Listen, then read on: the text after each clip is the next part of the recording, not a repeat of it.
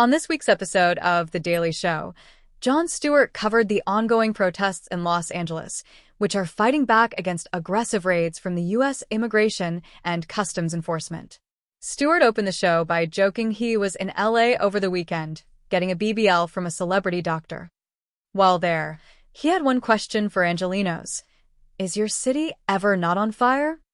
Whether you win a basketball championship, a World Series championship, whether you have an exploding piñata gender reveal gone wrong, congratulations, it's a boy and an evacuation, Stewart joked. Or you're just protesting the Trump administration's expanded deportation raids.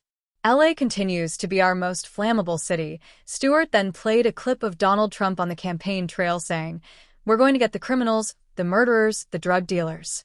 He then contrasted Trump's statement with a news snippet, reporting that protests started following ICE raids at a Home Depot parking lot in Paramount, south of the city. A Home Depot?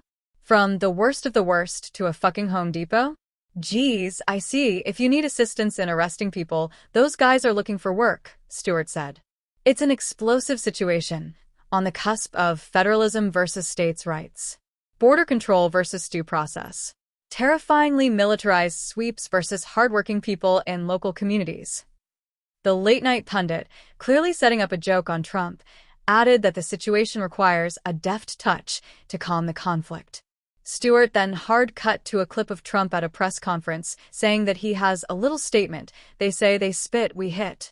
Predictably, these non-targeted, much broader deportation efforts in cities that feel very connected to the immigrant population are a tinderbox, and Trump happily lights the fuse, Stewart said later in the show.